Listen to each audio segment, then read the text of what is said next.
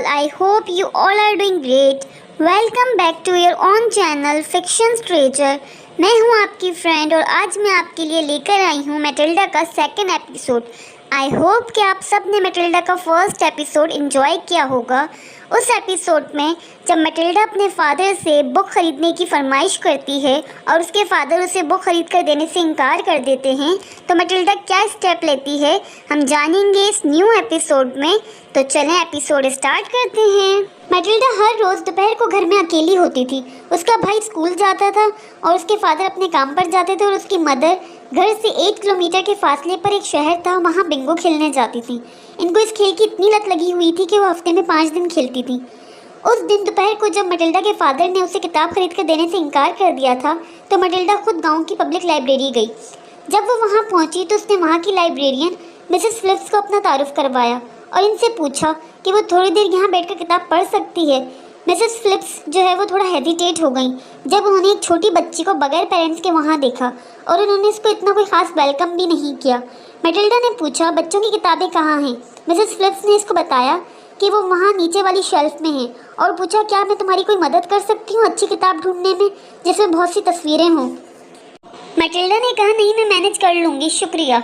जब से मैटिल्डा हर दोपहर को जब उसकी मदर बिंगो के लिए निकल जाती तो वो लाइब्रेरी आ जाती। लाइब्रेरी मैटिल्डा के घर से 10 मिनट के फासले पर थी। वो रोज़ाना वहाँ खामोशी से बैठकर घंटों एक के बाद एक किताब पढ़ती। जब उसने सारी किताबें पढ़ ली तो वो कुछ और तलाश करने लगी पढ़ने के लिए। मिसेस फिलिप्स जो कुछ हफ्तों से उसे देख रही थी कि वो कितने शौक से किताबें पढ़ रही है, तो अपनी कुर्सी से उठकर उसके पास गई और कहा कि क्या मैं तुम्हारी कोई मदद कर सकती हूँ? मैटिल्डा ने कहा कि मैं सोच रही हूँ कि अब क्या पढूं, मैंने बच्चों की सारी किताबें पढ़ ली हैं। मिसेस फिलिप्स ने कहा, तुम्हारा मतलब है कि तुमने सारी तस्वीरें देख ली हैं। उनके ये कहने का मतलब था कि वो एक छोटी 4 साल की बच्ची है, वो सारी किताबें कैसे पढ़ सकती है? यकीनन वो इन किताबों में तस्वीरें ही देख रही है। इसने कहा, हाँ, लेकिन मैंने किताब भी पढ़ी है। मिसेस फिलिप्स मैटिल्डा को बहुत हैरत से देख रही थी और मैटिल्डा मिसेस फिलिप्स को। मैटिल्डा ने कहा, कुछ किताबें बस सही थीं पर कुछ बहुत अच्छी थीं।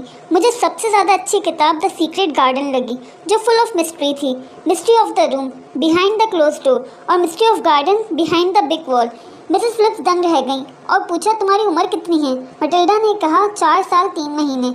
इसके बाद तो वो और ज़्यादा दंग रह गईं, पर उन्होंने अपनी हैरानगी जाहिर नहीं की और पूछा, और किस किस्म की किताब पढ़ना पसंद करेंगे आप? मैटिल्डा ने कहा, मैं बहुत अच्छी किताब पढ़ना चाहूँगी जो बड़े भी पढ़ते हैं और जो मशहूर भी हो।